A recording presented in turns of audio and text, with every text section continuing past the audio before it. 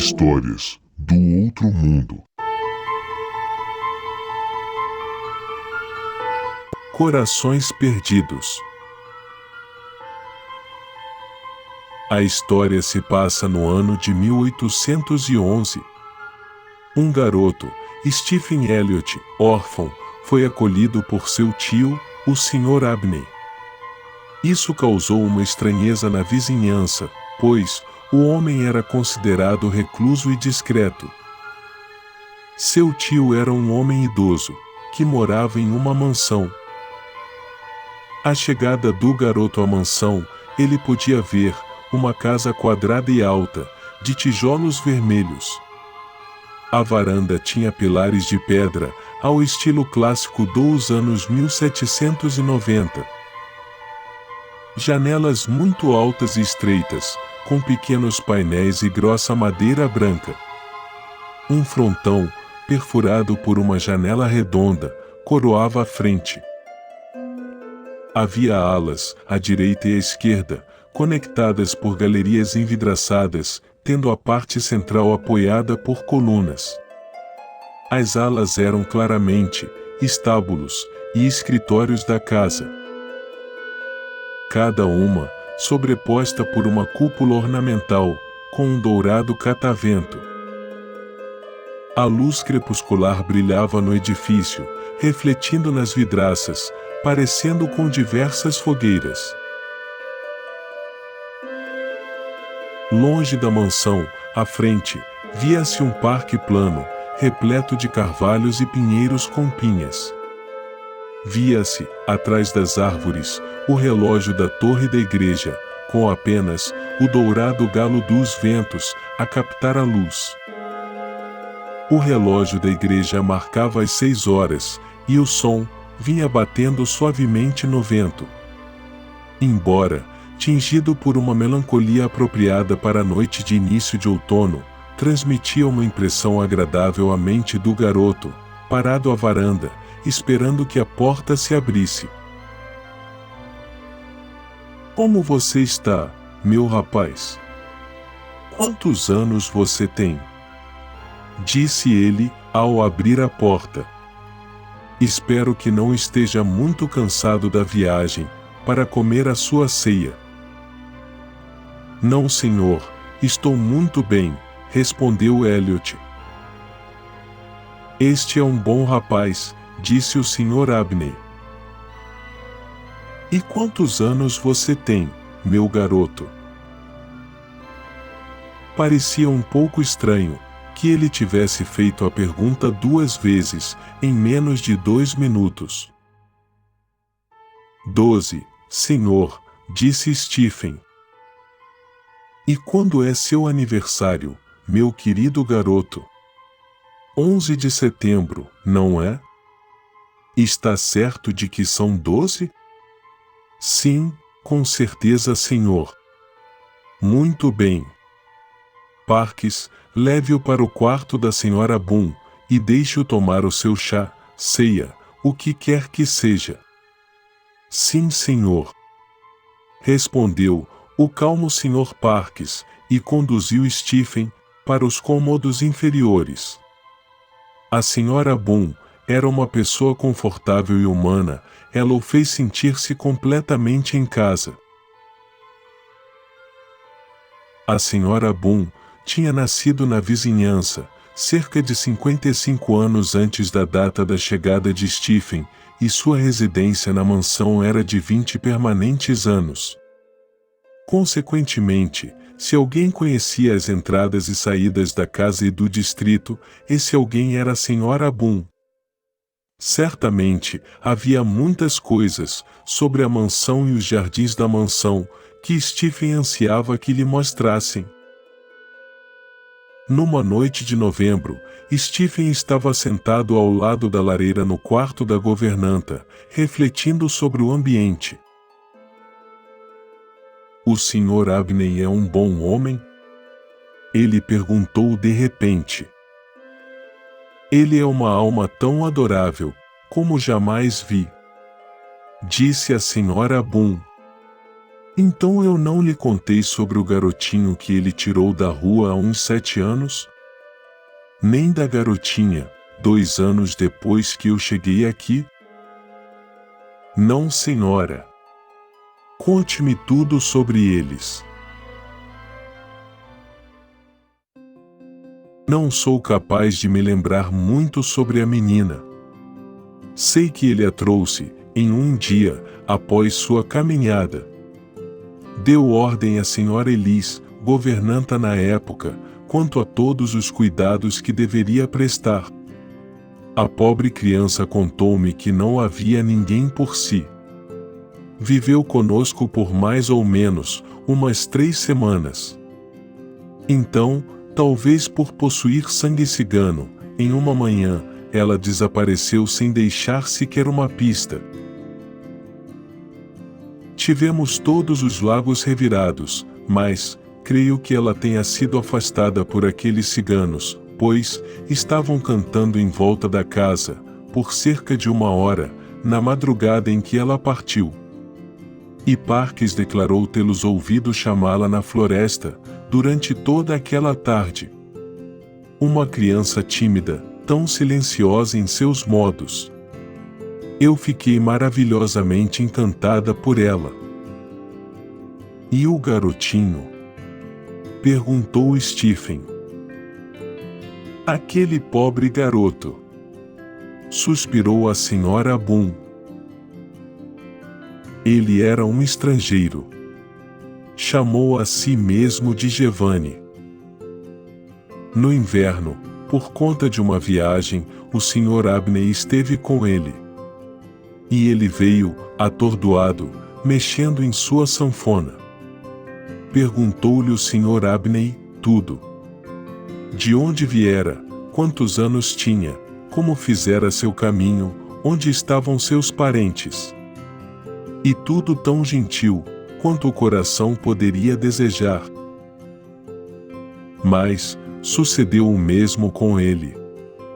Saiu, uma bela manhã, da mesma maneira que a garota.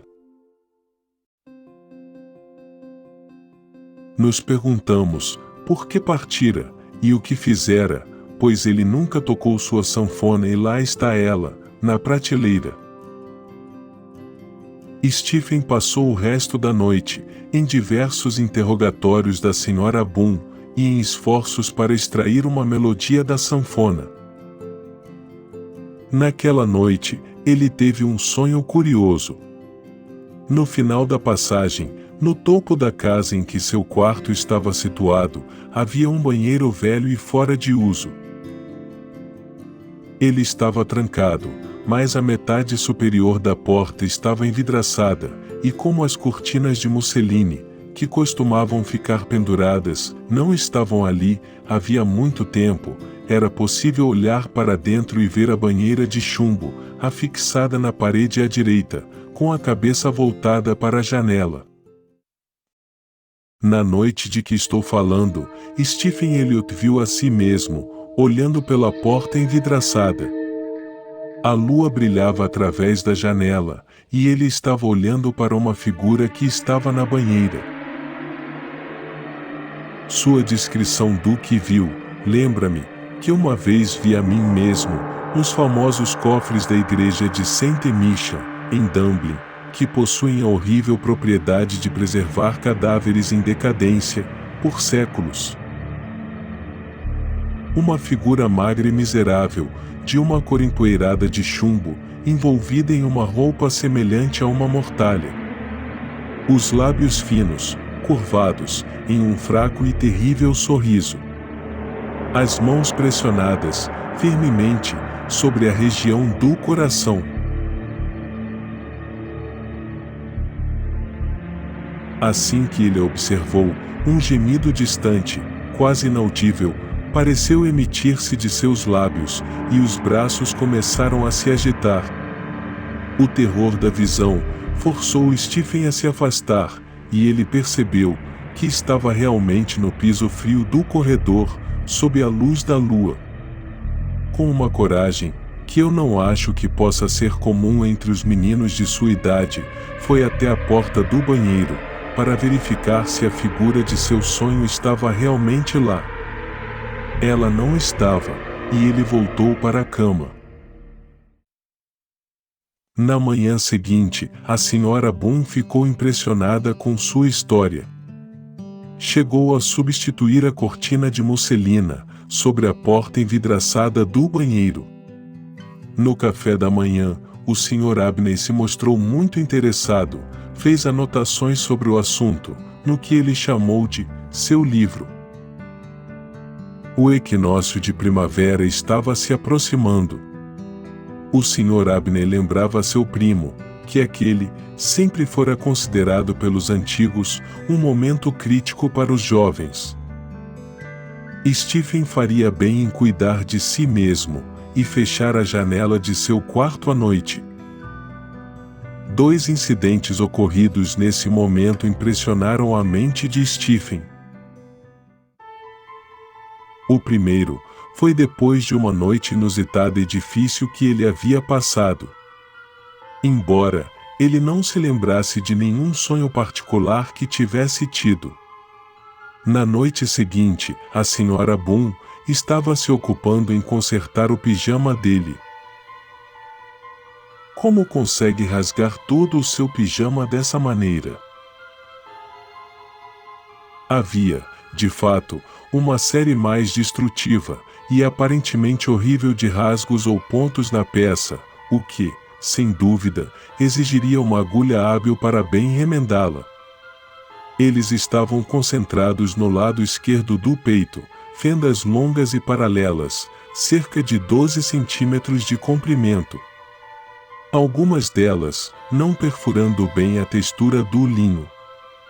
Stephen só podia expressar o seu completo desconhecimento sobre a origem deles. Ele tinha certeza de que não estavam lá na noite anterior.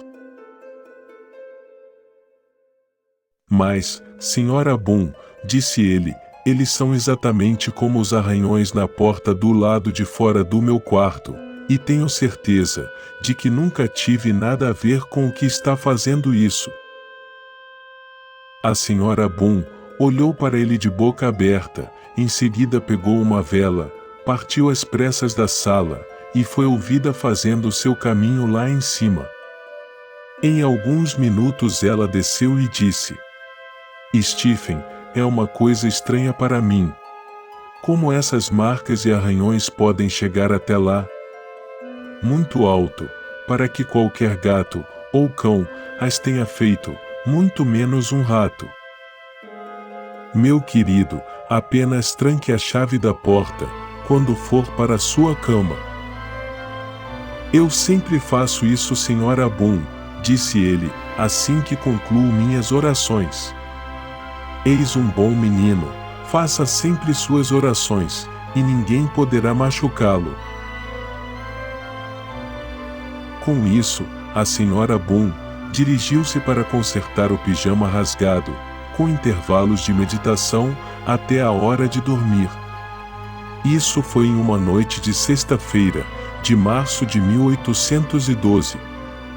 Na noite seguinte, encontravam-se reunidos, a Sra. Boone e Stephen, quando chegou o Sr. Parkes, e começou a falar, que não entraria mais na adega durante a noite. Parkes não viu que Stephen estava ali, e prosseguiu com o assunto. Eu só irei lá durante o dia. Sr. Parkes, o senhor sabe que a mansão é um lugar atraente para os ratos. Não nego, Sra. Boone. Muitas vezes ouvi nos estaleiro a história de homens sobre ratos que sabiam falar. Nunca acreditei nisso. Mas, nesta noite, se eu encostasse meu ouvido na porta do outro compartimento, poderia, muito bem, ter ouvido o que estavam dizendo. Não, Sr. Parkes, não tenho paciência para suas fantasias. Ratos, conversando na adega de vinhos. Bem, não desejo discutir com a senhora. Tudo o que digo é que, se decidir ir para o compartimento afastado e encostar o ouvido na porta, poderá provar minhas palavras. Que bobagem o senhor fala, Sr. Parks. Não é adequado para crianças ouvirem. O senhor vai fazer o garoto Stephen perder o juízo. O quê? Garoto Stephen? Disse Parks, recordando-se da presença do garoto. O garoto Stephen sabe muito bem, quando estou brincando com a senhora. O garoto era muito esperto, para não compreender que não se tratava de brincadeira. Não se sentia confortável com a história, mas estava interessado. Entretanto, todas as suas perguntas foram mal sucedidas ao induzir o mordomo a dar mais detalhes sobre sua experiência na adega de vinhos. 24 de março de 1812 foi um dia de experiências curiosas para Stephen. Um dia de rumor e vento, que encheu a casa e os jardins de uma impressão inquieta. Enquanto Stephen ficava perto da cerca do terreno e olhava para o parque, sentiu como se uma procissão interminável de pessoas invisíveis estivesse passando por ele no vento, carregada, incessante e sem objetivo, em vão, esforçando-se para conterem a si mesmas, para alcançar algo que poderia interromper sua fuga e colocá-las novamente em contato com o mundo vivo, do qual haviam feito parte. Após o almoço, naquele dia, o Sr. Abney disse: Stephen, meu rapaz, você acha que seria capaz de vir até mim esta noite, por volta das 11 horas, em meu escritório? Estarei ocupado até esse momento, e desejo mostrar-lhe algo relacionado à sua vida futura, o que é de extrema importância que saiba. Não deve mencionar esse assunto à Sra. Boone, nem a ninguém mais na casa, e é melhor que você vá para seu quarto no horário de costume. Aqui estava uma nova emoção adicionada à vida. Stephen entendeu a oportunidade de ficar acordado até às 11 horas. Ele olhou para a porta da biblioteca, no caminho do andar de cima, e viu, naquela noite, um braseiro, que muitas vezes notara no canto da sala tirado do fogo. Uma velha xícara de prata dourada estava sobre a mesa, cheia de vinho tinto, e algumas folhas de papel estavam colocadas próximas a ela.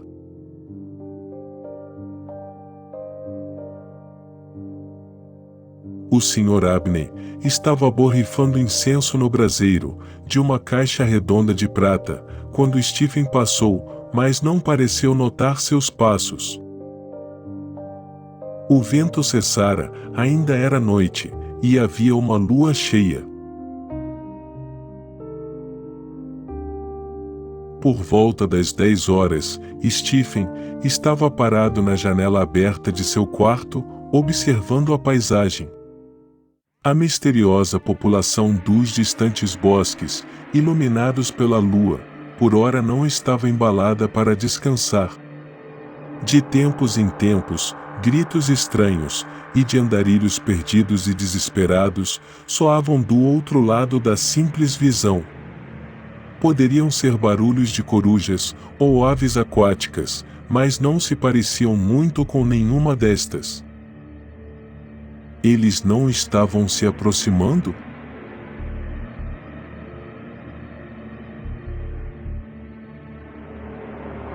Agora eles soavam do lado mais próximo da água, e em alguns momentos, pareciam estar flutuando entre os arbustos. Então pararam. Mas, assim que Stephen estava pensando em fechar a janela e retomar sua leitura de Robinson Crusoe, avistou duas figuras de pé, no terraço de cascalho, que se estendia ao longo do jardim lateral da mansão. As figuras de um menino e uma menina, ao que parecia. Eles ficaram lado a lado, olhando na direção das janelas. Algo na forma da garota lembrava, irresistivelmente, seu sonho com a figura na banheira. O garoto inspirou-lhe o mais agudo medo.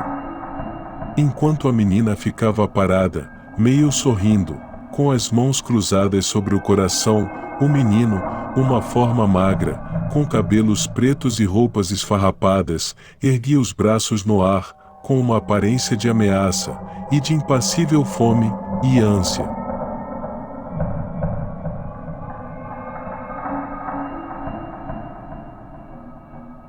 A lua brilhava sobre suas mãos quase transparentes, e Stephen viu que as unhas eram terrivelmente longas, e que a luz brilhava através delas. Como ele estava com os braços assim, levantados, revelou-se um aterrorizante espetáculo. No lado esquerdo do peito, abria-se uma cavidade negra, e sobreveio ao cérebro de Stephen, não a seu ouvido, a impressão de um daqueles gritos famintos e desolados, que ele ouvira, ecoando pelos bosques, durante toda a noite. Num momento, essa terrível dupla moveu-se, rápida e silenciosamente, sobre o cascalho seco, e ele não os viu mais. Stephen estava parado em frente à janela aberta de seu quarto. Por mais assustado que estivesse, decidiu pegar sua vela e descer ao escritório do Sr. Abney, pois a hora marcada para seu encontro estava próxima. O escritório, ou biblioteca, dava para o corredor da frente da mansão, em um dos lados. E Stephen, impulsionado por seus terrores, não demorou muito para chegar até lá. Entrar não foi tão fácil. A porta não estava trancada, ele tinha certeza, pois a chave estava do lado de fora, como de costume. Suas batidas repetidas não obtiveram resposta. O Sr. Abney estava ocupado, conversando. A porta cedeu ao aterrorizado e frenético empurrão de Stephen. Sobre a mesa do escritório do Sr. Abney, foram encontrados certos papéis, que explicavam a situação a Stephen Elliott, quando ele tivesse idade para compreendê-los. Seguem as frases mais importantes. Havia uma forte crença entre os antigos, e experiências pelas quais eu passei, me levam a confiar em suas afirmações. Ao realizar certos processos, que para nós, modernos, parecem bárbaros, uma evidência do mundo espiritual pode ser alcançada. Por exemplo, absorvendo as personalidades de certo número de suas criaturas semelhantes, um indivíduo pode assumir o controle de forças elementares do nosso universo. Está registrado por Simon Magus que ele era capaz de voar no ar, de tornar-se invisível, ou de assumir qualquer forma que desejasse, pela ação da alma de um menino que ele assassinou. Estou usando aqui a frase do autor de Reconhecimentos Misericordiosos. Já Hermes Trismegistus diz que satisfatórios e semelhantes resultados podem ser produzidos pela absorção do coração de não menos que 3 seres humanos, com idade inferior a 21 anos. Para testar a veracidade dessa pesquisa, dediquei a maior parte dos últimos 20 anos, selecionando como cobaias de meu experimento, pessoas que poderiam ser convenientemente retiradas, sem ocasionar uma lacuna perceptível na sociedade. A primeira etapa que promovi, foi a remoção de Phoebe Stanley, uma garota de origem cigana, em 24 de março de 1792. A segunda, a remoção de um errante menino italiano, de nome Giovanni Paoli, na noite de 23 de março de 1805. A última vítima deve ser meu primo, Stephen Elliott. Seu dia deve ser 24 de março de 1812. O melhor meio de se conseguir a absorção necessária é remover o coração do indivíduo vivo, reduzi-lo a cinzas, e misturá-lo com cerca de meio litro de vinho tinto, de preferência do Porto. Os restos dos 2 primeiros indivíduos, foi conveniente ocultar. Uma banheira, ou adega em desuso, servem para tal fim. Alguns aborrecimentos psíquicos podem ser sentidos, que a linguagem popular dignifica com o nome de fantasmas. Mas o homem, de temperamento filosófico, não dará muita importância aos frágeis esforços destes seres, para exercer sua vingança sobre ele. Contemplo, com a mais viva satisfação, o resultado que a experiência conferirá a mim, me colocando fora do alcance da justiça humana, e eliminando a perspectiva da própria morte. O Sr. Abney foi encontrado em sua cadeira, a cabeça jogada para trás, e o rosto marcado por uma expressão de raiva, medo e dor mortal. Em seu lado esquerdo havia uma terrível ferida aberta, expondo o coração. Não havia sangue em suas mãos, e uma longa faca sobre a mesa estava perfeitamente limpa. Um gato selvagem da floresta pode ter realizado os ferimentos. A janela do escritório estava aberta, e a opinião do legista era que o Sr. Abney morrera por ação de alguma criatura selvagem. No entanto, o estudo de Stephen Elliott, sobre os artigos que citei, levou a uma conclusão muito diferente.